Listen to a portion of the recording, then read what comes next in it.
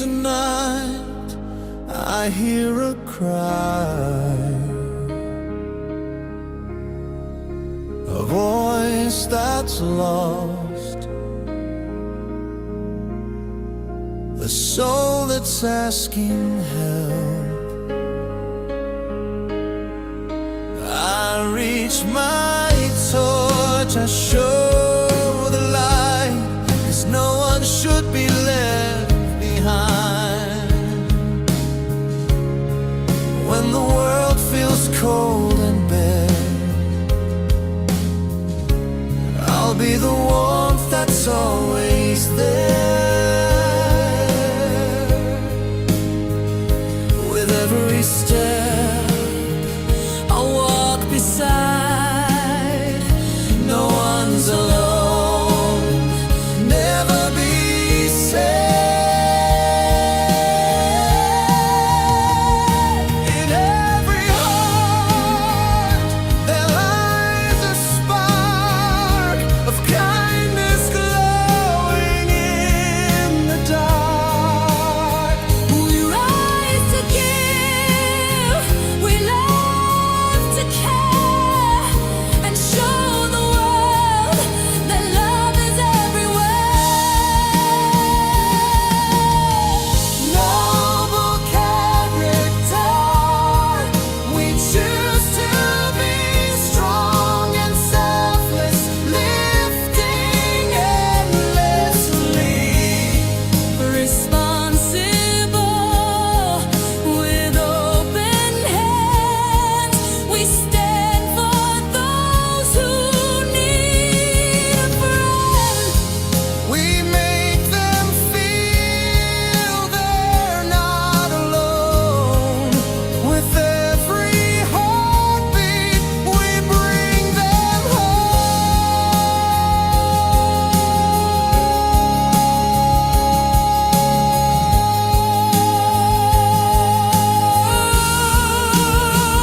It's not just the words, it's what we do.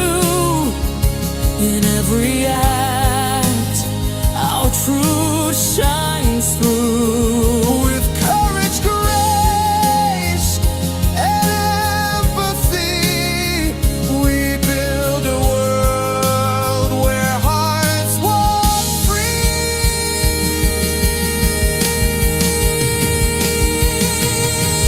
Noble character, we choose to be a guiding star in humanity.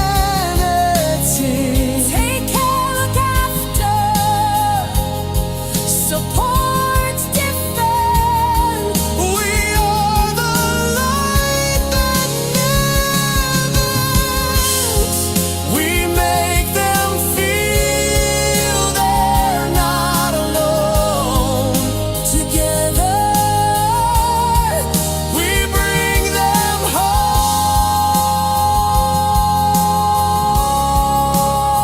We all will be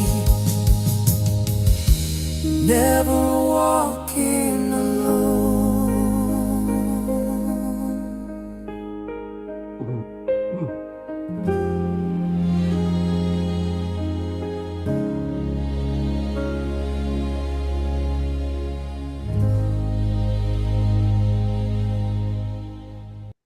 Alright, Assalamualaikum warahmatullahi wabarakatuh. Hello, hello.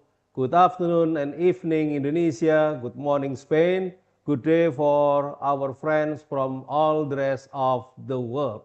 It must be evening and Friday night in Pacific, Australia and New Zealand, noon, afternoon or evening in Asia, morning now in Europe and Africa, and morning or early morning in North America, Central America, and South America.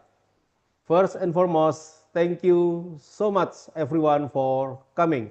Welcome to this international webinar that is attended by participants from many countries of many continents around the globe. We are gathering this day, all nations, citizens of the world, spreading love and peace to be united for helping the people against blindness. Welcome to our 13th episode of Distinguished Maestro lecture in conjunction with International Conference on Integrative Approaches for Degenerative Diseases. This lecture also tribute to Professor Aslim Djua Sihotang. Collaboration among Perdami Cabang Sumatera Utara, Universitas Sumatera Utara, Anak Sudarti Foundation, Prima Vision Eye Hospital, and Universitas Prima Indonesia. For honoring late Professor Aslim Djua Sihotang, ladies and gentlemen, please join me in observing a 30-second moment of silence.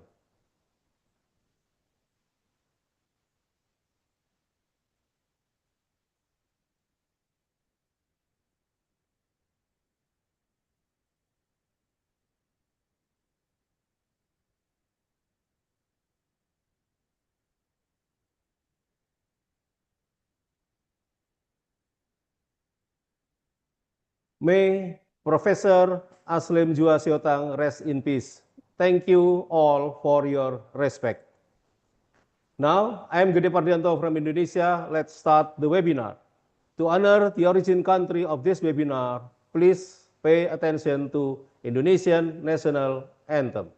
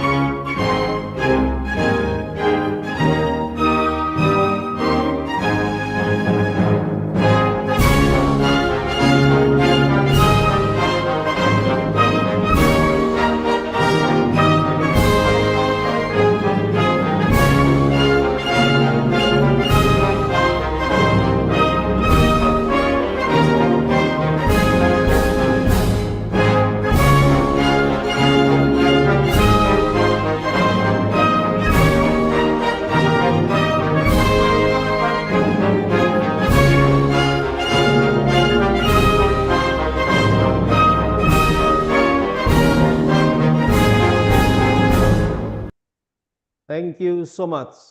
Now to honor the origin country of our distinguished speaker, please pay attention to Spanish National Anthem.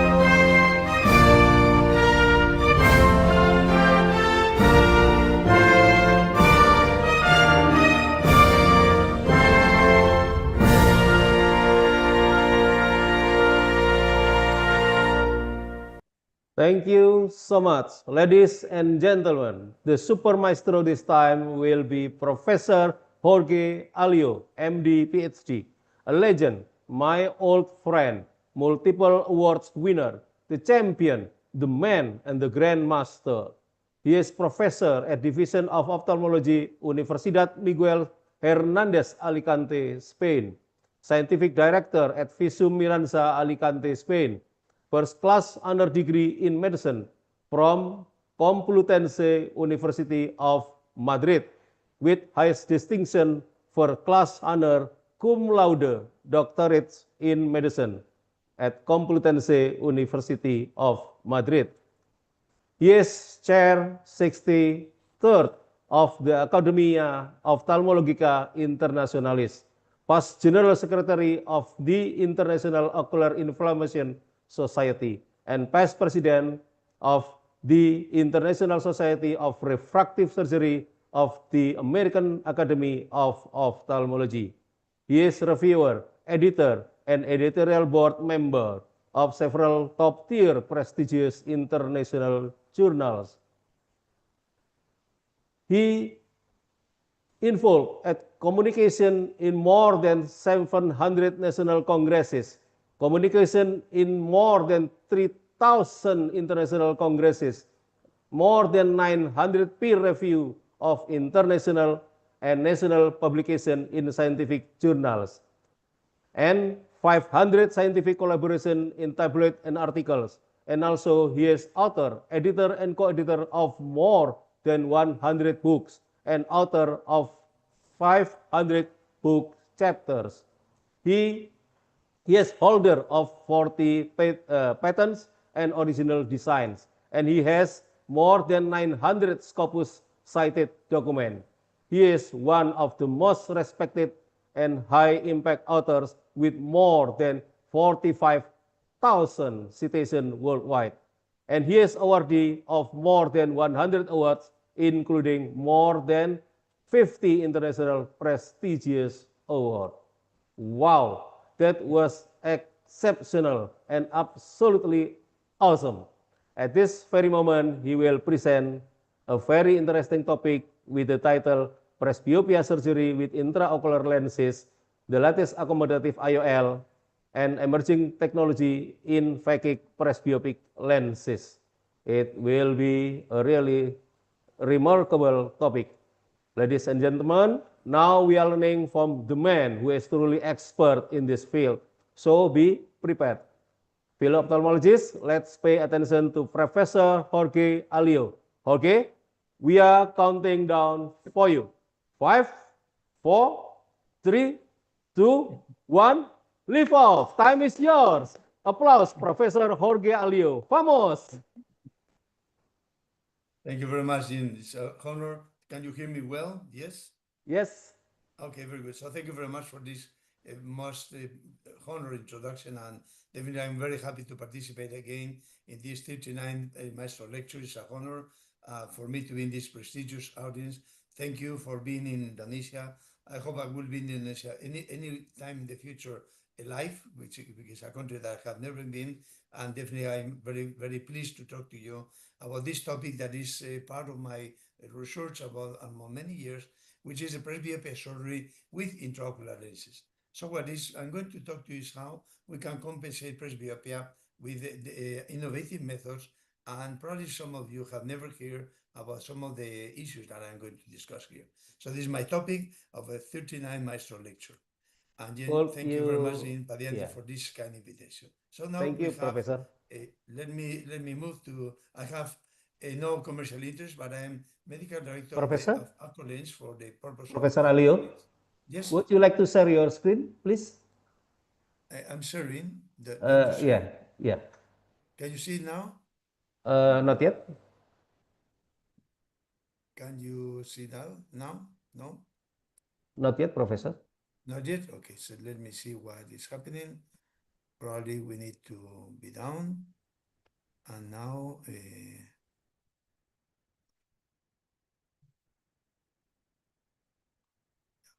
something has happened. Yeah. Okay.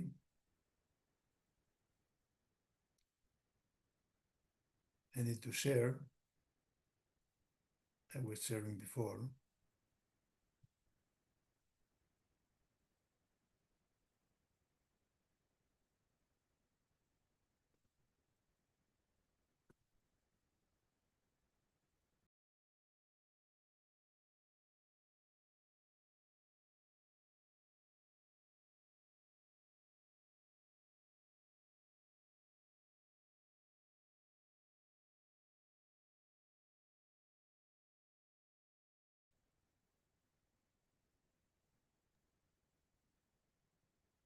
Okay, now I'm here. Okay, Can yeah, please make it full screen, Professor.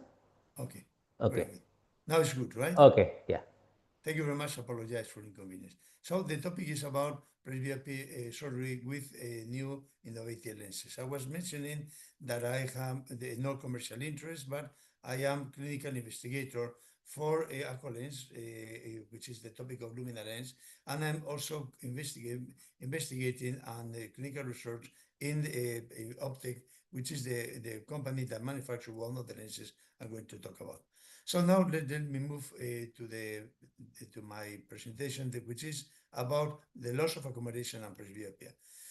Accommodation has been very much studied, and this is today considered that is the theory of Hermann von Helmholtz that was mentioned in 1856, the one that really is working. And we have to remember that accommodation is the change in the optical power of the eye according to the action of ciliary body to focus on different distances. This is how it is defined accommodation. So to focus at different distances, changing the power of the eye defines accommodation.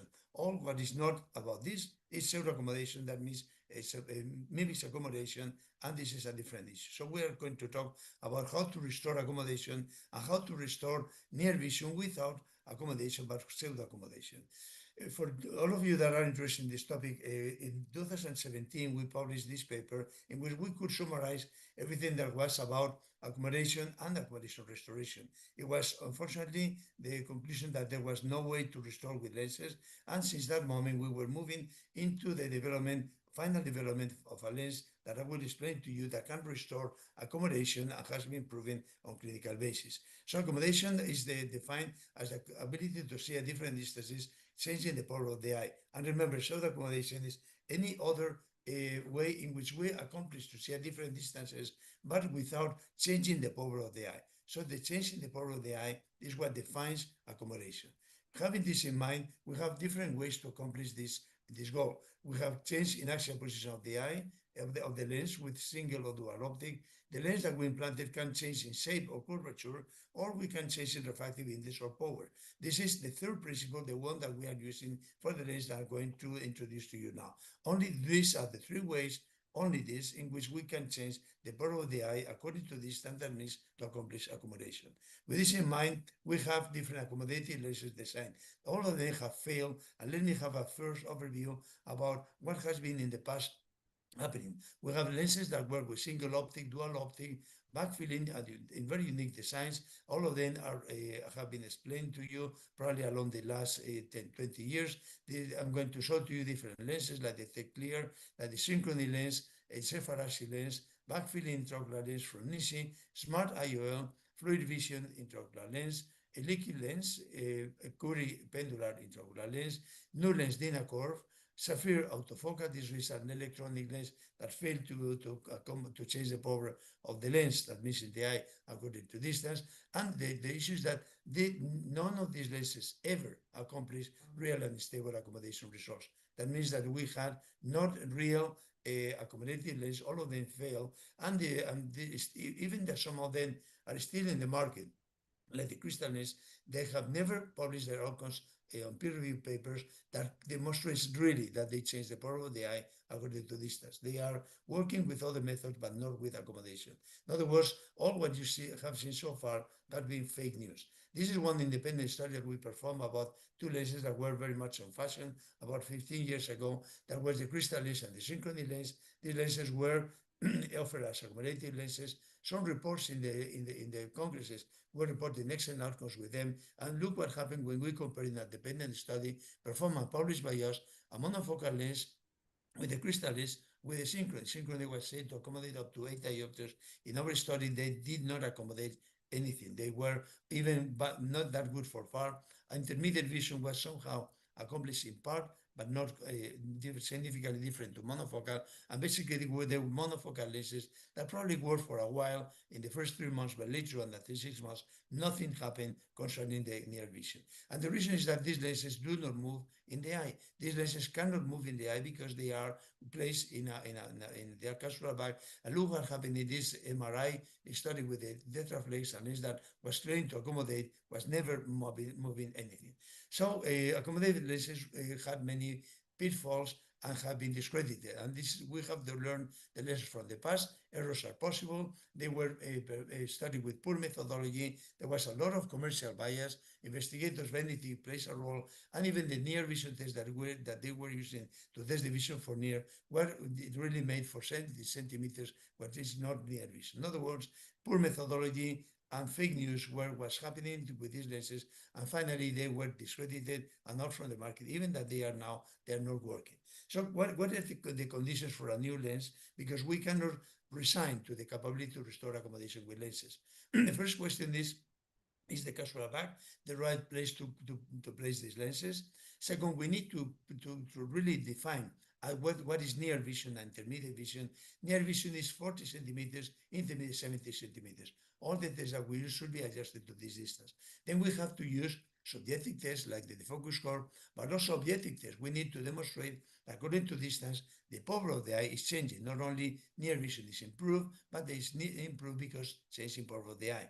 So we have pseudo accommodation. This should be identified, and the outcome should be reported not in 1 month, but in long-term basis, more than 6 months, because things happen in the eye that is operative of cataract, that is capsular fibrosis, that is making an important impact in the behavior of these lenses, as we'll see immediately.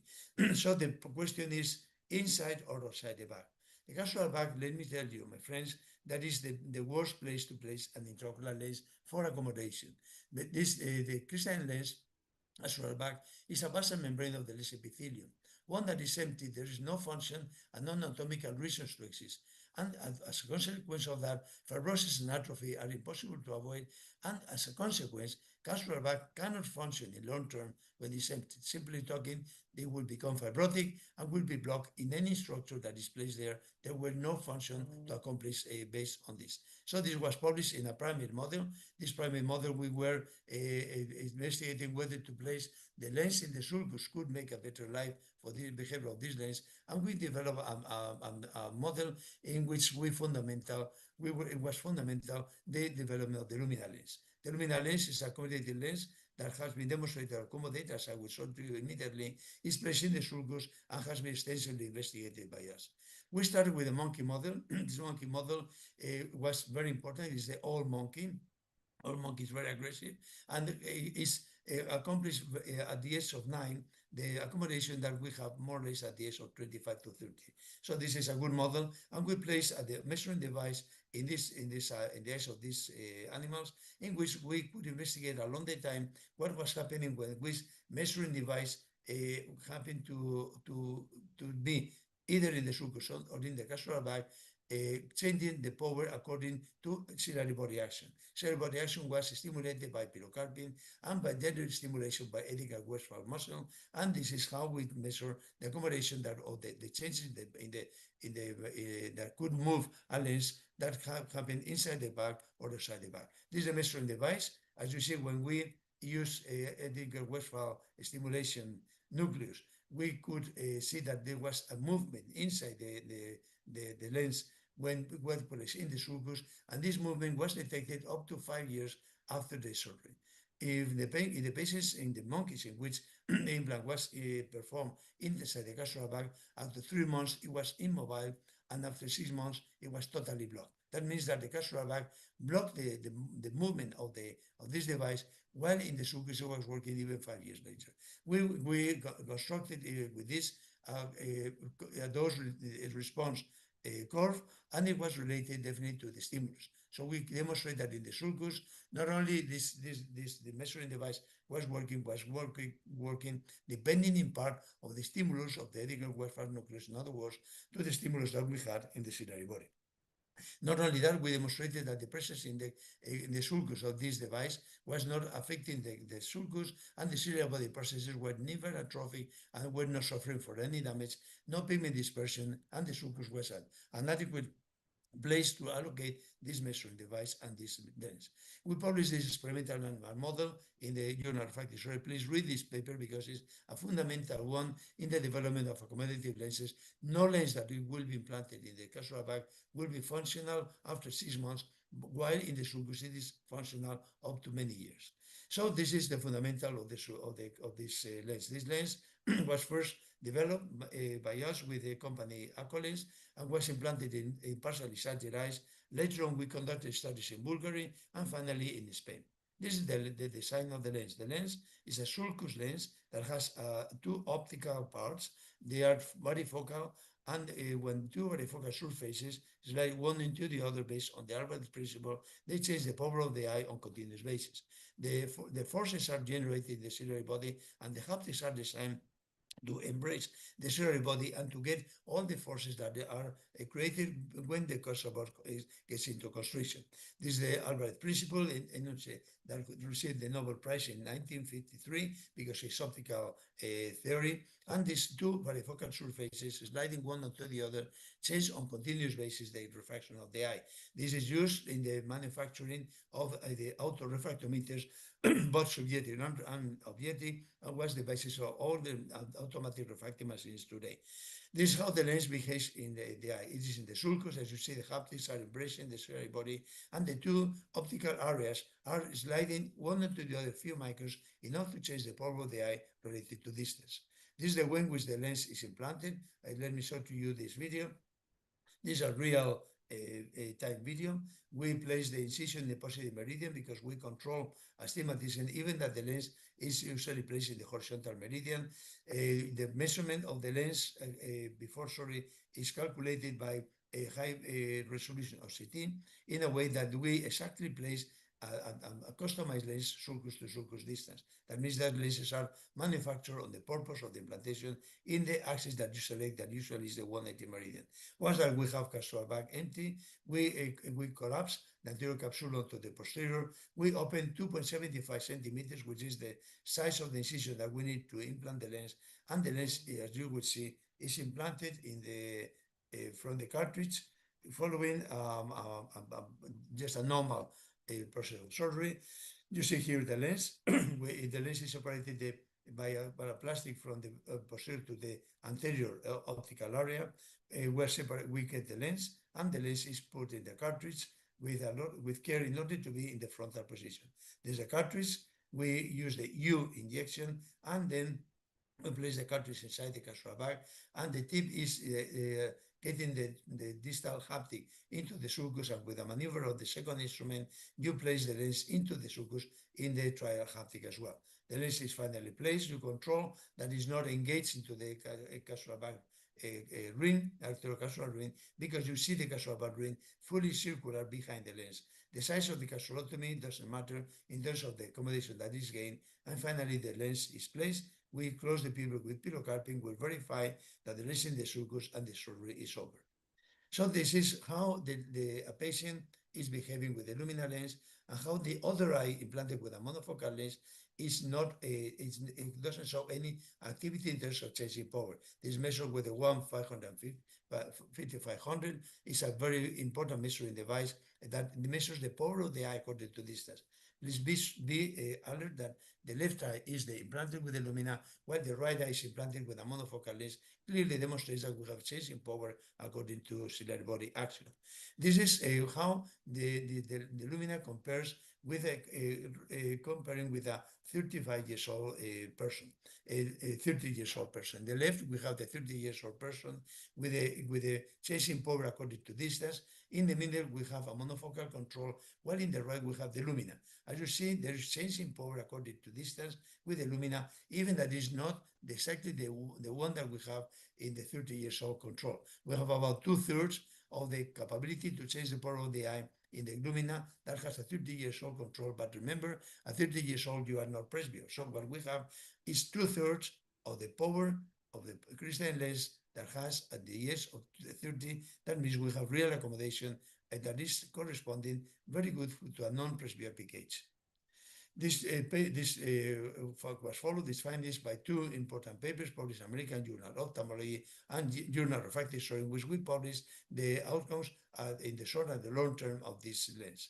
We have one more publication, which is the evidence in our second paper, American Journal of Ophthalmology, and then recently in 2025, we published in National Asia Pacific Journal of Ophthalmology, the joint issue that we had with the American Journal of Ophthalmology, the observational complications after 2 years follow-up in more than 100 cases in 2 clinical sites with the same protocol that dissipate any doubt about the evolution along the time, about the complications. There was no pigment dispersion, no hypertension, no complications other than the normal ones in cataract surgery. These patients had, that's true, a high rate of yearly capsulotomy because the lack of a position of the lens onto the posterior capsule makes posterior capsule opacity to develop after 6 months, and that was the only one specific issue that affected Lumina.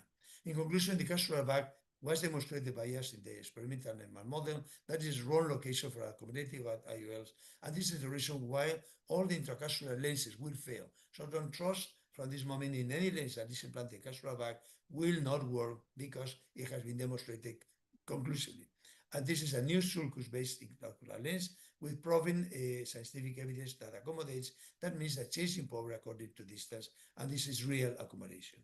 So now this is about accommodation gaining with a pseudo-phakic lens. But how can we make accommodation to be gained without removing the crystalline lens? Important topic, and let me address to you this now, because this is something that is important. So what is the treatment of presbyopia that we have now? We have in the cornea some implants that have failed. We have presbyopic examined laser that works in some cases, and this is one option. Then we have now the Lumina lens in order to accommodate really in presbyopic ages with cataract or late presbyopia or late senior patients with dysfunctional lens syndrome. We have multifocal lenses that can be implanted, not gaining accommodation, but short accommodation. Scleral surgery has been abandoned, and we have some topical medication that are working in early presbyopia, but not more than for 1 or 1.5 diopter maximum. So what we have is a series of cases that has been in general disappointing. Sometimes the innovation that was offered was not true, and we are with the intracorneal implants very fed up because we had a lot of evidence that was apparently true, but that was not, and they were not working.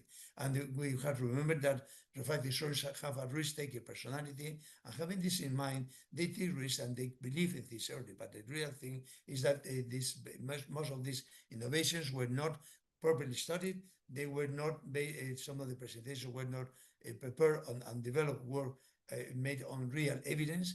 The evidence base was not published ever, and some of them really were fake news. And this is the problem. We need to use evidence-based medicine in order to create science and to know that we are offering to the patients something that really can help to them to get right from glasses for near. So corneal presbyopia methods, let me just address a few minutes to that, have been only based in the use of inlays that have failed of all types, and corneal refractive surgery that works in early and intermediate presbyopes. It was well presbyopia, but it is not working well in advanced presbyopes. This is one of the problems we have. So we are left only with almost nothing for the late hyperopia, with late presbyopia. We have no corneal method that really guarantees that the patient wants that has surgery for presbyopia will not use glasses again because these patients either fail or they are just on temporary basis operated. So where we're left is in optical methods. Optical methods that are based on not in accommodation are those that are offer different focuses and different distances, and you can accomplish multifocality in diffractive or refractive ways. You can increase depth of field, which is a way in which you can get an adequate quality of image up to intermediate distances, but not for near distance. In other words, multifocality can be good in restoring near vision to a good level, but the depth of field is good to improve near vision, but not to eliminate totally the use of glasses. So we have a myriad of lenses. This is quite confusing for many of us because we have multifocal, Phakic, and we are focusing now in something that is the Phakic lenses. Why Phakic lenses should be considered for surgery of presbyopia? Because we have limitations of refractive lensectomy. The substitute the lens is controversial. We know now that we have even the Lumina lens to restore accommodation, but this surgery can be performed in every place. We have to consider that, first of all, if we still have accommodation, probably you can still defer, make the surgery to replace the lens for a longer time. But we have risk in involving the refractive laser exchange. And you have to consider that refractive laser exchange is not freelance. We have intraoperative risk. We have visual and quality of life potential to accomplish that is not guaranteed. And we have post-operative complications that we need to address and to consider. Let me focus on this because we have one paper published as you see, in Surgery of Ophthalmology, which we summarize at that moment, and this has validated recently in other publication, risk of refractive laser exchange. This is because of these risks that we published in the Brain Journal of Ophthalmology, this paper, in which we define the red lines. The red lines should be based on evidence. And the evidence is we need to consider that in some cases, we cannot make refractive lensectomy because the risks are much more unbalanced concerning the benefits, and the patient is at risk to suffer complications. So especially for myopic patients, you have to consider that age matters. If we have a patient below 45, we have a very high rate of retinal detachment risk. You have between 45 and 50, depends on how much myopia is the patient, but the more the myopia, the more the risk involved in refractive lensectomy. You will see this immediately now. But beyond the age of 50, if the patient is already with a PVD, posterior vitreous detachment, and is not more than 26, probably we have not that much risk involved, but still we have in more than 26 millimeters of axial length and more than 50 years still significant increase in the incidence of retinal detachment. So look at this paper that we published time ago, fully validated later on that on the risk on the 50 years age in patients that we have operated, we have a 48 months at risk of 5.6% of retinal detachment. But we have a patient at least 50 years, but with an axial length of more than 30 millimeters, the risk of retinal detachment at 3 months is 4%. So these are real data, real evidence, and we have that under the age of 50, we have significant increase in risk of retinal detachment, and even in 50 years or more, if you have patients with more than 30 millimeters, the risk of retinal detachment is unacceptable. If we have patients over 51, we studied again what was the incidence of retinal detachment in myopes, and we could see that after 52 months, the risk of retinal detachment was 4.2, something that doesn't happen in the metropic patient. And this is the paper that we published demonstrating these facts. In hyperopia, you are not free from risk either, because we know that macular edema happens in 2 to 4% of the cases. Sometimes it is not treatable, and we have from these 2 or 4%, about 10% that are permanent, and we have a negative optical performance of high power lens because they minify the retinal image. Important issue because while we implant a low power intraocular laser myope, we magnify the retinal image.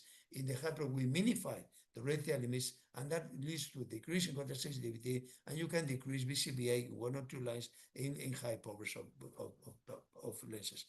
So this is why we started years ago, 20 years, my friends, the history of Phakic presbyopic lenses. We took one model that was at that moment available, what was the resume lens, and we placed in a haptic that was angle supported. This was a study sponsored by Alio, and we published in Ophthalmology the findings of this device.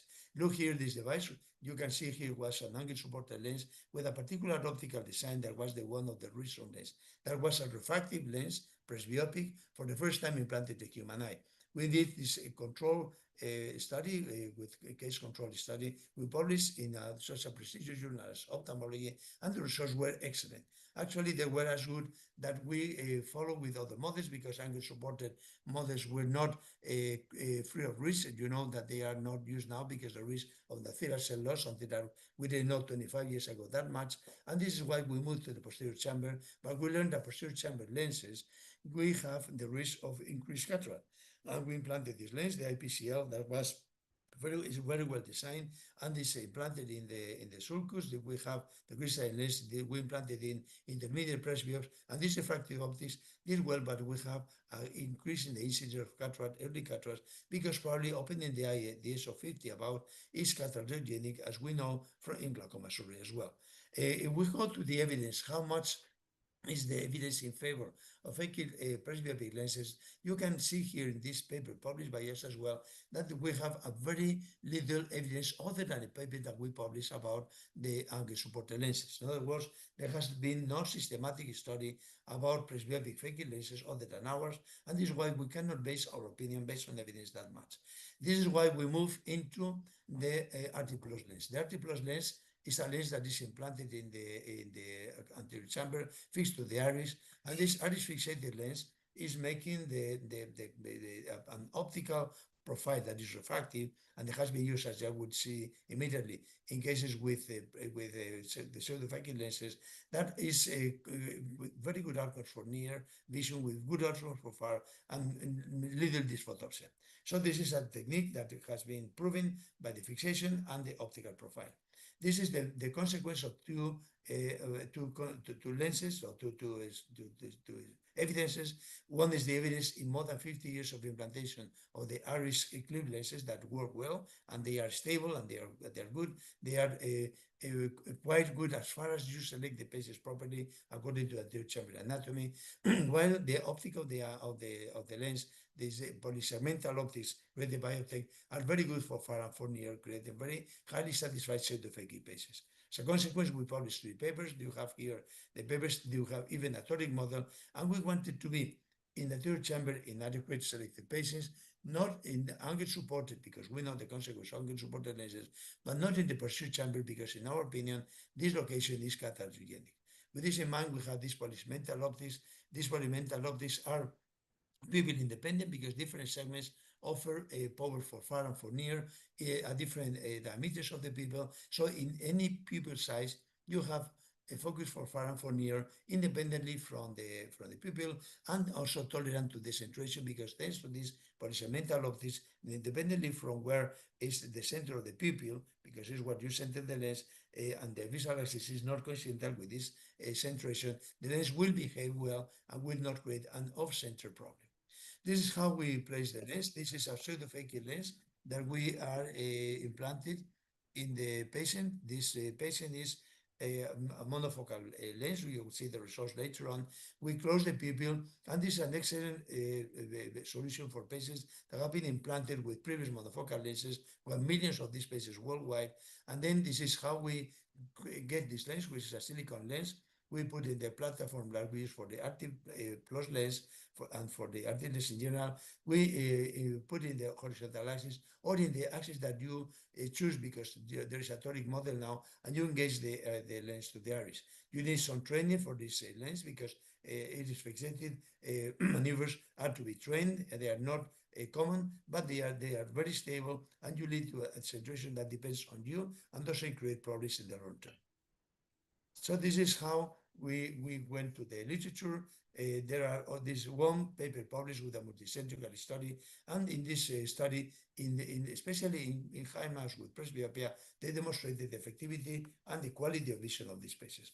So we moved to perform an independent study, and this study is independent from the company, in which we have investigated how this lens behaves to restore near vision in primary cases post-LASIK, extended depth of focus that fail to give the good vision for near and monofocal intraocular lens size. So we have no commercial interest in this, and we have to remember again that we're using a lens that is proven in terms of the fixation and the iris, with no problems related to that. We have a proven evidence about the optical profile providing good vision for near, and we have the merge of both in the lens that is aiming to correct presbyopia. The lens is even with that very thin, because we are targeting very low powers in the spherical correction. We have a toric version now, and the presbyopia can be restored up to 3 diopters. So we have 4 different scenarios. The cases in which we have primary presbyopia, in which we have adequate anatomical conditions. We request to have a flat iris at the OCT scan. We have an open angle of 30 degrees, and we should have an endothelial crystal lens distance of 2.85 minimum to implant the lens. The case 2 is patients post-LASIK. We have many LASIK patients that have been operated 20 years ago when they were young. Now they are presbyopes and they want to regain spectacle independence. Some of them have a residual refractive error, and it's a perfect opportunity as far as you have a good cornea. The cornea is not highly aberrated. You know that multifocal optics do not play a good game when the irregular cornea, and as far as you don't have the irregular cornea and you have good level of high contact aberrations, you can really make these cases selected for the implantation of the RT+. Case 3 are those cases that are frequent now in which we use a need of lenses, but the patients are disappointed. They knew that they would not be that bad, that good for near, but finally they are not able to read, and these patients, at least in Europe, they're not happy with not reading, and they are not they're not happy. We cannot exchange the lens many times, and this is could be a solution for them to accomplish near vision spectacle independence. And case 4 are the millions of patients that have a monofocal lens implanted time ago. They have good anatomical condition, but they want to gain spectacle independence that was not provided by them by the implantation of the monofocal lens. This is this is an ongoing study. I'm going to show to you the examples of each one of these studies. This is a case in which we have primary presbyopia. The patient was basically emmetropic, but was fully dependent on glasses for near. The patient had good anatomical conditions and was considered as a good candidate for the RT+ implant. Here is the outcome. We had an excellent vision for far, excellent vision for near, almost 20/20, spectacle independence, and the patient was clinically very happy, very satisfied. However, the patients concerning night vision, this is halometer front size. In the halometer front size, as you know, we can see how is the patient behaving in terms of reflections, starburst, or halos. This is how this patient is behaving. As you see, very adequate, very good quality of this photopsia. This photopsia was not bothering the patient. Actually, the patient was not reporting any, but this was the result. We know that these lenses will provide some dysphotopsia always, but they could be very acceptable, like it happened to this patient, never complain, and we can consider that this is a very good option for primary cases of presbyopia. This is the case of a post-LASIK patient. This patient was with a almost planned, was emmetropic, had a presbyopia with a total spectacle independence at that very moment. Patient had a good normal level of high aberrations with the request to have total high aberration level not more than 0.5, between 0.3 and 0.5. It depends on the patient's personality, and less than 0.3 is perfect. We request these conditions, especially for coma. We don't like patients with more than 0.3 to 0.5 of coma aberration, not more than 0.5 total high-grade aberrations. And these cases are the ones that we select for the implants as far as they have good anatomical conditions. This was the case of this patient. The patient accomplished an excellent near vision, very satisfied, completely spectacle independent for near, and these photopsias were not that much. Is this what we have? As you see, slightly more than the monofocal in the patient with standalone implantation, but they were not bothering the patient. The patient actually never reported them unless we asked, and this is the net vision phenomena halos that could happen in this patient. So quite acceptable, green light for the implantation post-LASIK patient as far as we don't have a highly aberrated cornea and we have a good anatomical conditions. What happened with these EDOF patients that are unhappy? They have intermediate vision, but they expected, even with our explanation that near vision was going to be improved but not good. Sometimes these patients have bad near vision, and this depends a lot on the patient, the power of the lens, and the lens that you have chosen. Do we have any second option? These patients that were implanted with their lenses are not satisfied. There was the question that we were making, for instance, in this patient that was with excellent vision for far, but was with +2 for near, implanted with one patient with one lens that was EDOF with a central optical artifact, particularly the pure C. The patient was unhappy, so we thought that probably with an RT+ we could compensate this near vision spectacle dependence. And this is the way in which we behave. The patient was not happy at all, you know. Not only we did not restore good vision for near, but we lost BCVA for far. So it seems that this optical modulator system, that is a new multifocal lens implanted in the eye with an EDOF lens, doesn't behave well. The reasons are diverse.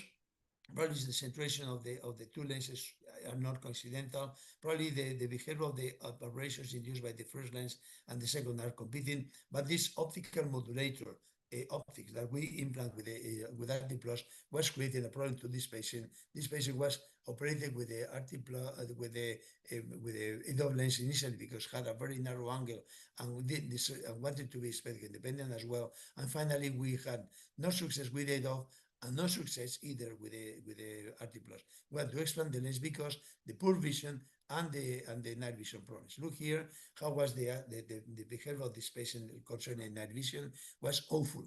So these lenses should not be offering EDOF lenses because the combination of EDOF with multifocality creates a huge optical interference with the vision of the patient, and this failure, the case was explanted and the patient is obviously with glasses for years now. And this is the last option, patients with monofocal lenses. Patients with monofocal lenses, but the time ago, they have, as far as the lens is properly centered, has no comorbidities, they have a good vision, and they have any refractive error. You can implant the lens. You can see here that this patient had a positive sphere of 1 diopter, and this was the opportunity to correct 1 diopter, and on top of that, the presbyopia. We selected the patient was with excellent anatomical conditions, and this was the outcome really excellent. The patient had spectral independence, the near vision was really good, uncorrected, was slightly less than the one that we had in the standalone cases and the one that we have after LASIK, but it's true that the vision for near was quite good, remarkably good for the patient, and the spectral independence was accomplished. The near vision was as in the monofocal lens. They were not reported by the patient, but the US4, they all have this photoxia. So this photoxia is related to the multifocality. There is no way to avoid this photoxia with polysegmental optics in some level, but these photoxias were not affecting the vision of the patient. The patient was very happy. So as a consequence, we have one concept now. It's an optical modulator paradigm. This RT Plus lens is an optical modulator that offers a polysegmental optics with a near vision of +3 diopters that even in standalone use or secondary after monofocal lens or following refractive surgery of the cornea can offer in well-selected patients excellent near vision condition. Combining with it do not work. This optical modulator paradigm doesn't work with previous EDOF lenses, and this is important. They are competing, and this manipulation of the light by two different optics doesn't work well, and the centration of the two elements cannot be guaranteed. In other words, they are not good cases, and this study in this group of patients has been cancelled for this reason. And finally, we got to state that this an excellent option by patients with myopic presbyos, in which we don't want to have refractive lens exchange. Refractive lens exchange, remember, in myopic presbyos is dangerous. In presbyopic emmetropes, it's good. Presbyopic emmetrope, as you know, is a difficult case because many times they are not happy with far vision. These patients do well for far vision and near vision as well. Remember one important detail. This is a multifocal lens. By definition, it will require nerve adaptation. You have to tell the patient that it will need 2 to 3 months to be comfortable because some changes in the vision happens and the nerve adaptation process is necessary. If this nerve adaptation process fails, like this happened with our patient with a EDOF lens, explanting the lens is easy and you leave the eye untouched. Indeed, our study demonstrates, and we are ongoing now in the study, that monofocal pseudophakic cases are a good indication, and we have a huge opportunity to implant millions of patients worldwide, previously monofocal with this lens, as far as they have a good selection process. And it's not a good indication for previous EDOF lenses that you saw in this presentation, because this optical modulator system dual doesn't work well. We have a university course in our university with 500 hours of teaching activities online that is sponsored by the International Society of Refractive Surgery, in which you can learn about accommodation, about refractive surgery, cataract surgery, intraocular lenses, and cornea, specifically designed for young ophthalmologists in residency or young staff ophthalmologists as well. This is a university certified and is created by us. It's in the 12th edition now. I want to thank you for your kind attention, to Dr. Pardianto for this invitation as well, and with the honor of offering to you the 39th Maestro lecture. And indeed, I want to thank you very much for your kind attention from Alicante, Spain. This is our building. Vision is our clinic. It's a university clinic at University Miguel Hernandez is my university, and from them I have to declare that I am very pleased to share with you this presentation. So thank you very much for your very kind attention, and this is the end of this Maestro lecture. Thank you very much. Thank you very much. Oh, hell. Wonderful, Jorge. What a presentation. That is really magnificent lecture, Professor. Very, very outstanding. Fellow ophthalmologists, now we are approaching the question and answer session. There is so many questions, Jorge, for you. The first one from Dr. George from Azerbaijan, I think. Truly fascinating lecture, Professor. With the introduction of the Lumina accommodative IOL, what are the most important patient selection criteria to maximize post-operative satisfaction and functional accommodation? Thank you, Professor. No, very good. Very good question, because it's obviously one that is the first one. What can we offer to our patients? These patients can be implanted with any type of eye. The anatomy of the eye is important because we are customizing the lens. It's a tailor-made lens for the sulcus to sulcus distance in the 180 meridian. So this lens is in most of the cases implanted in 180 meridian. You need to take with the Casio 2, which is the best quality in terms of precision, OCT anterior chamber device, in which you measure the sulcus to sulcus and the angle to angle and the scleral spur to scleral spur distance. With this, you order the lens. The lens takes 4 weeks to 6 weeks to be manufactured, has CE mark, so the lens is commercial now in Europe, and you need to have an initial training, not for the surgery, because cataract surgery is the same like in any place, but in order to know how to handle the lens. The lens is very handy for the already trained surgeon, and the results can be obtained from the 48 hours following the surgery. Far vision is regained as in a monofocal lens, and near vision is starting being gained after the first few days, and is still being gained up to 1 month. That is an educational process because we regain accommodation.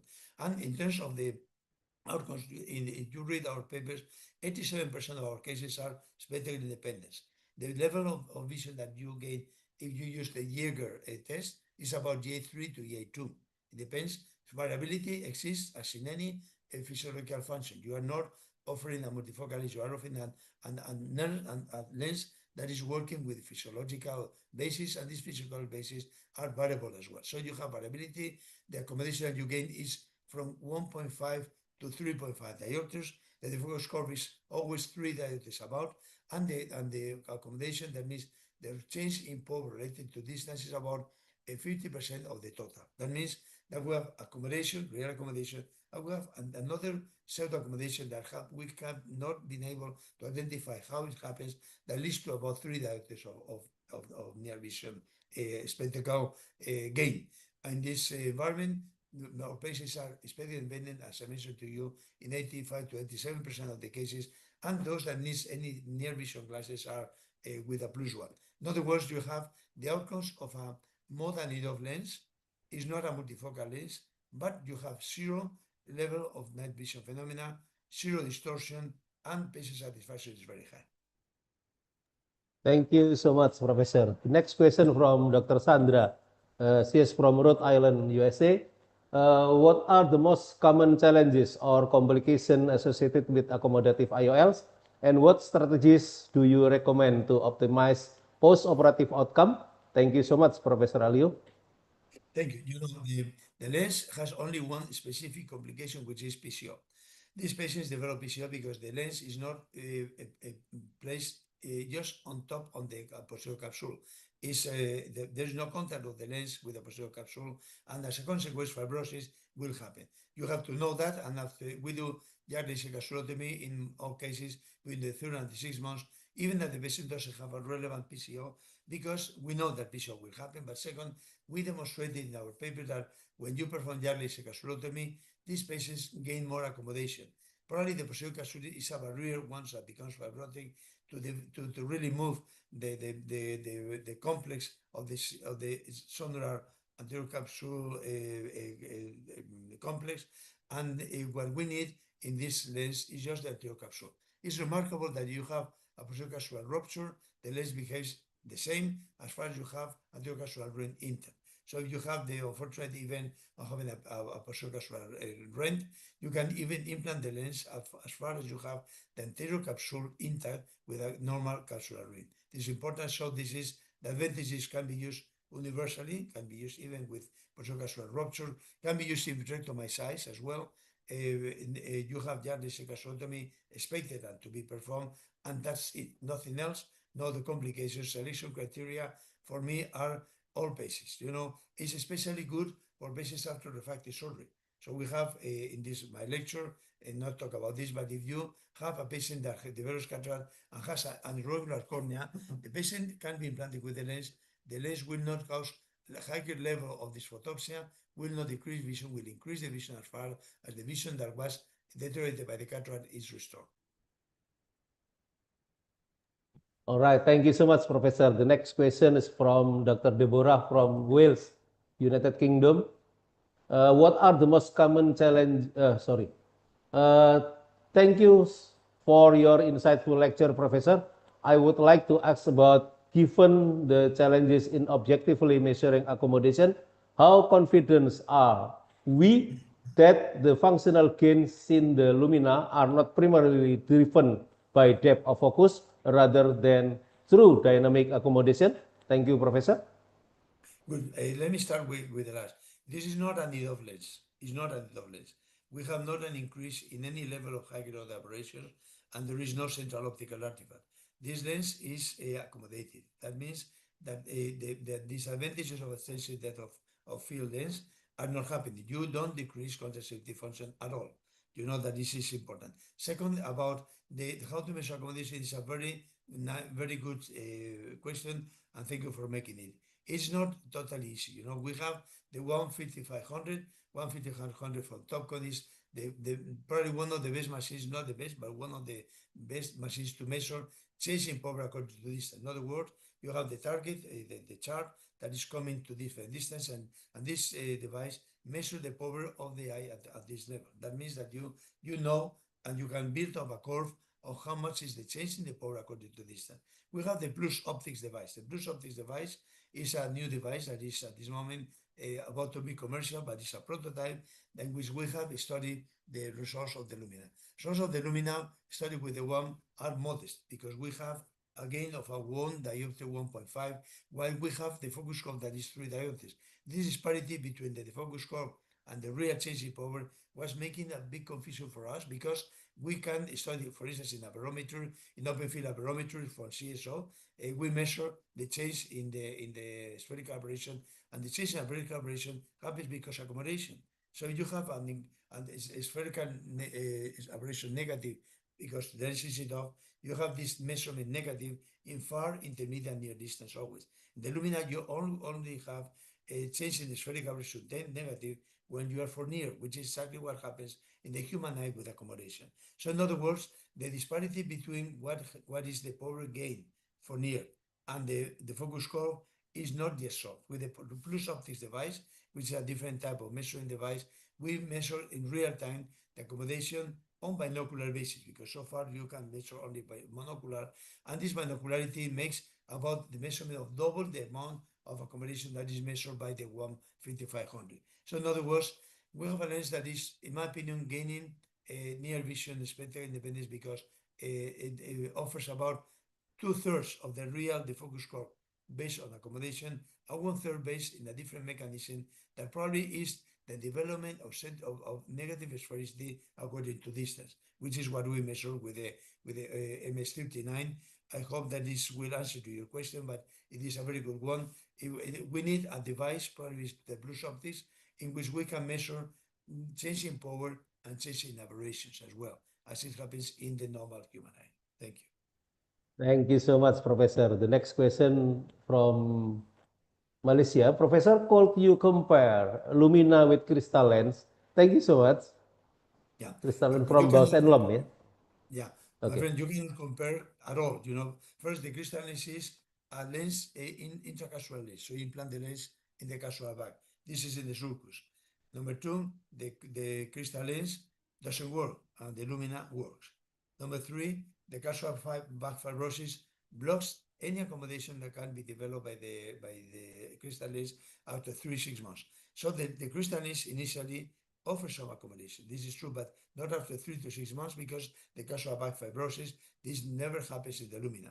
And this is why in the crystal lens you have a near vision out of 1 diopter at the center, my friend. This is something that you have to ask to the company. They made a kind of near vision out optically refractive in the center of the lens in order to have at least 1 diopter for the end. In other words, the crystal lens is not an accommodated lens. It's a lens that has a monofocal lens with a near vision at 1 diopter, and it's in the casual bag block.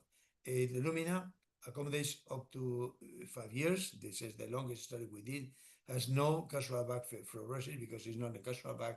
Induced, it's a company, is in parallel developing PCO because reason I mentioned to you, but it doesn't need the posterior capsule at all to work. So it's a totally different lens, and it's a big accomplishment to gain accommodation on real basis. Can be used in irregular corneas, and you are not expecting any type of optical disturbances because the lens is not multifocal, it's not enough.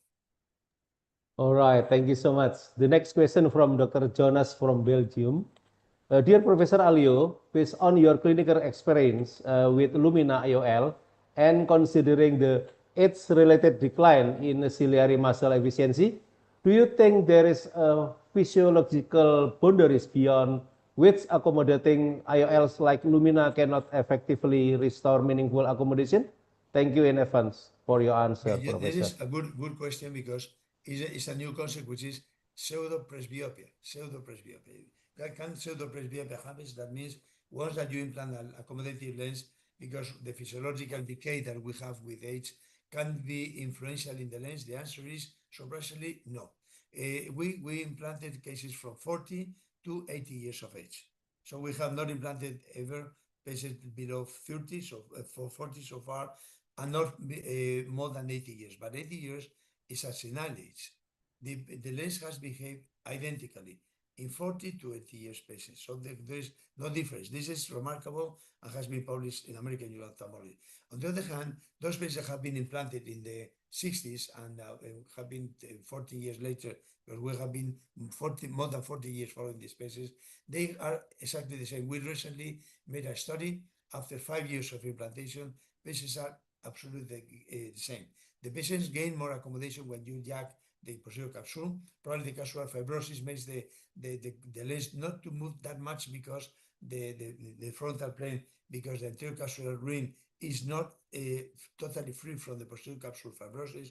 But once the posterior capsule fibrosis is eliminated, the lens gains more accommodation. So in other words, there is no pseudo-presbyopia decline of the Lumina.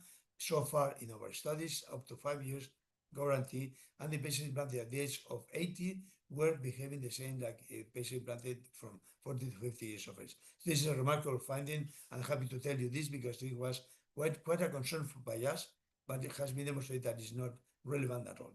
If these patients develop AMD and think that this is a problem today, these patients behave like a normal eye, and they are not declining more as happens in multifocal lenses because the contact sensitivity loss is not existing. This is important as well. Thank you. Thank you so much, Professor. The next question from India. Sir, how do you perform IOL power calculation, especially for post-LASIK patient? Thank you so much, Professor, sir. Well, presbyopia post-LASIK patients is a challenge because these patients want to be spectacally independent for near. The refractive patients always want to be without glasses. Let me tell you, this is a fact. So you have to expect in patients operated 20 years ago or the operation at the age of 50 to develop presbyopia. First, we wait, because many times these patients needs to be a little bit more presbyopic to feel the difference of a new method. You can try Presby LASIK. Presby LASIK was in previously treated eyes. This is important as far as you have a pupil dynamic that is normal. Pupil dynamic normal means that the patient should have 3.5 millimeters in photopic conditions. The patient has no 3.5 millimeters in photopic conditions. Presbyopia on previous LASIK patients does not work well. Second, you can use monovision in the non-dominant eye using a -1, -1.25. That's one way to go. And third, you can, but this is monocular correction. And the RT Plus is the new way in which are offering to our patients, especially with advanced presbyopia, a solution. This is very well accepted by the patients because they know already in refractive surgery. They are happy to know that they can be implanted, and the condition is that they don't have more than 0.5 high operation microns of regularity. So you need corneal barometry to make a selection. If the patient has at the central ablation, has a high level of more than 0.5 of coma, definitely in the cases cannot be implanted with this. And what I advise is a customized treatment first to remodel the cornea and eventually to add monovision to this correction. So this is the way, but you have to consider these cases patient to patient is different. There is no fixed rule for everybody. All right. Thank you so much, Professor. Thank you. The next question from Dr. Cristo from Indonesia. Professor Jorge, in your current practice, what is the single most important factor when selecting the ideal candidate for the RT plus multifocal phakic IOL? And which patient characteristic would make you avoid implanting it despite meeting the anatomical criteria? Thank you. Thank you. First, you have mentioned at the end anatomical criteria. You need to have a flat iris. Mandatory to have an OCT scan. There's an OCT scan in which you see the iris. Iris should be flat. Angle should be open, 30 degrees, about in 270 degrees. And you have to have the distance from the endothelium to crystalline lens of at least 2.83. With these conditions, you are in the safe area, that you will not have any complication. Then when to decide the indication. In early presbyopes, I use pharmacological methods. I use pilocarpine, 0.75%, and they do well for a couple of years. But I want to have an intermediate to advanced presbyopia. The intermediate means that the patient is from 1.5 to 2 diopters for near, and obviously from that moment we have basically that will deserve the implantation because we feel the difference. The patient should have a nod and irregular cornea and not dry eye. I have not mentioned this so far, but dry eye is a problem that interferes with the multifocal lenses. You know that this happens in phakic lenses. It happens identically in patients with RT+. So you should not select for this purpose patients that have ocular surface problems, and if the patient has intermediate presbyopia to advanced with anatomical conditions, regular cornea, not dry eye, this is my patient for the implant of the RT+. Thank you so much, Professor. The next question from our friend Dr. Muhammad Al-Musa from Syria. Thank you for nice lecture. Did you still consider angle kappa when using trifocal IOL, Professor? Good question, because this is one of the costs that we have in the office, the angle kappa. Angle kappa is irrelevant in refractive surgery. Whatever they say, if you look to literature, there is no evidence at all in favor to estimate angle kappa as a risk factor for dysphotopsia or for neuroadaptation problems. On the contrary, you have important papers in which you have the demonstration that angle kappa is irrelevant for the behavior of things. In other words, you can have unhappy patients with normal angle kappa, happy patients with abnormal angle kappa, and conversely. What is important is angle alpha. Angle alpha is different. Angle alpha, I take into consideration, is usually more than 1 diopter, not that good, because if you implant a lens that is not in the visual axis, like for instance the VBT, and then you lens that is very good, but it's universal. You can have the VBT with the angle alpha large doesn't work because more than 100 microns beyond the visual axis, the lens declines in the near vision capabilities. So this is one issue. Taking into consideration angle alpha for the RT plus lens is not relevant because, as I mentioned, is tolerant to some decentration in the visual axis, and for the Lumina is not relevant at all. So the Lumina is behaving independently from the angle alpha as the normal crystalline lens, and the RT plus doesn't need to be considered for angle alpha because it's tolerant to decentration, so that doesn't happen in those lenses enough that have a central optical artifact like the BBT, the pure C, or the loose mark. Thank you. The next question from Indonesia, I think. It is very awesome lecture, Professor. It has really opened our horizon as an ophthalmology resident. In your opinion, is the future of presbyopia correction going to be more about restoring natural accommodation or by optimizing visual quality through optical compromises? Thank you for sharing your insight, Professor. This question that is difficult to answer because there is a concept that is dysfunctional lens syndrome. We define dysfunctional lens syndrome as a behavior of the lens, natural lens of the eye, declining the optical capabilities because increasing density and changing the aberrations. This happens around the age of 40. So at the age of 40 to 45, you have presbyopia, but you don't have a normal lens. You have a lens that is dysfunctional.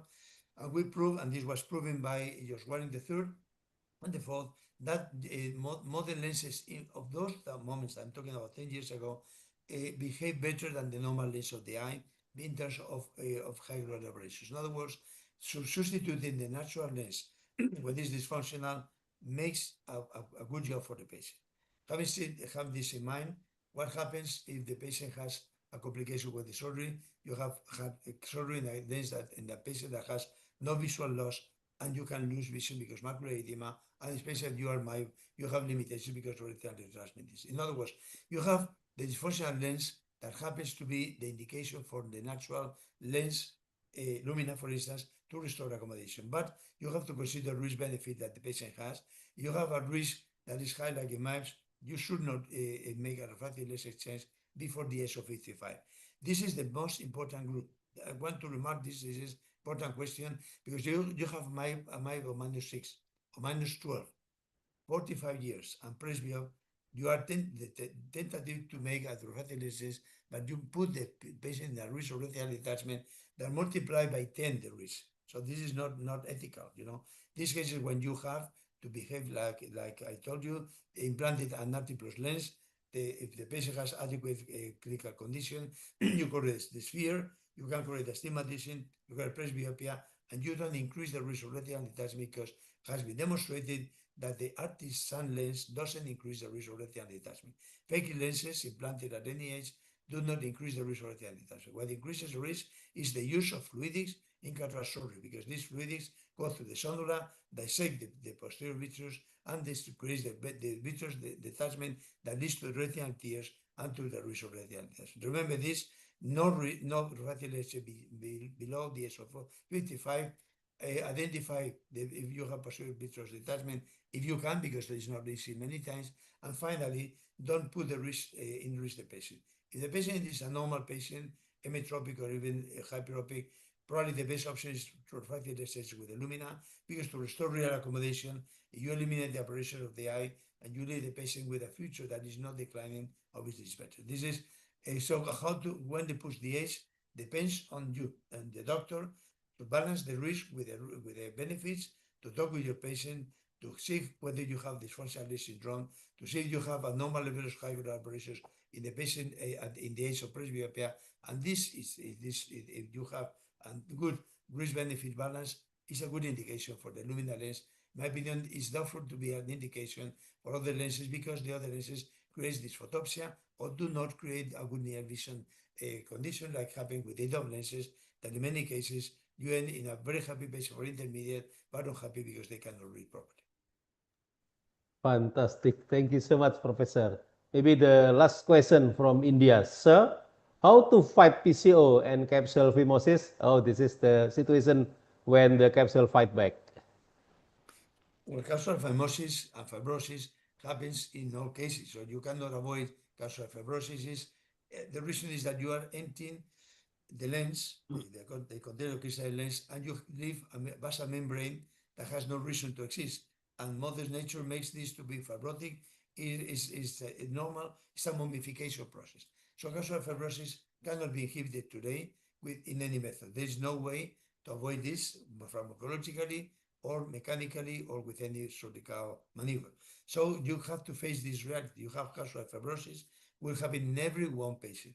In patients with capsular fibrosis, a normal lens doesn't matter because the lens is not made to focus. But if you have an accommodative lens, this lens will be blocked and will not function after 6 months. And in the Lumina, the accommodation is not lost because it's not based on the move of the capsular bag.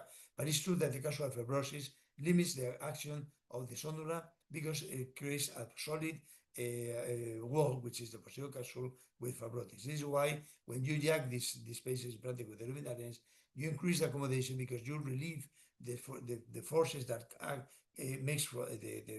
come from the ciliary body to move the sonora fibers. And this is the capability. We have the sonora fibers that are elastic, we have the ciliary body that works until the age of 80 at least, because we have not implanted all the patients than 80, and this lens behaves the same in this patient. Probably the physiological capability of the ciliary body is preserved along age, and this is the reason why Lumina is working well in elderly people as well. Wow. Magnifico. All questions have been marvelously answered by our maestro this evening, Indonesia time or morning, Spain time. Fantastico. Thank you. Thank you, fellow Thank you very much. ophthalmologists. Thank you, Professor. Fellow ophthalmologists, that's all, folks. Great lecture, tribute to Professor Aslim Djua Sihotang. We learn a lot at this very moment from one of the best eye surgeons in Spain, in Europe, and also entire world. Thank you so much, Professor Jorge Alio, for this memorable lecture and useful information you have shared with us this morning Spain time. Thank you, Professor. Thank you so much. Thank you. Thank you, Dr. Pardianto. Thank you for this invitation, and I enjoy very much joining Indonesia and the other friends around the world to this world. Thank you very much. Thank you. Thank you so much. And hopefully we would like to invite you to come to Indonesia to give lecture to us, Professor. Thank you so much. With pleasure. Thank you so much. Yeah. Thank you Anak Sudarti Foundation, Prima Vision Eye Hospital. Thank you Perdami Cabang Sumut. Thank you all the committees and INTAGE committee, Dr. Dia Henrobi in Medan. Thank you my resident of ophthalmology from Universitas Prima Indonesia. Thank you all my friends, the amazing participants this evening from around the world. And back to Jorge, please send our regard to your family. Thank you so much, Professor. And ladies and gentlemen, the next maestro will be Professor Steve Arsinov from Canada. And everyone, stay healthy, stay wealthy, and stay happy, everybody. Muchas gracias. Thank you so much. Wassalamualaikum warahmatullahi wabarakatuh. Bye-bye.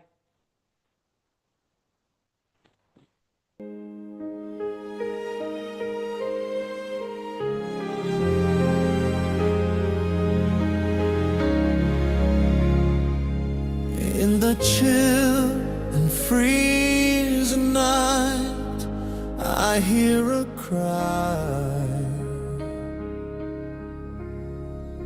a voice that's lost, a soul that's asking help. I reach my torch, I show no one should be left behind. When the world feels cold and bare, I'll be the warmth that's always there. With every step I walk beside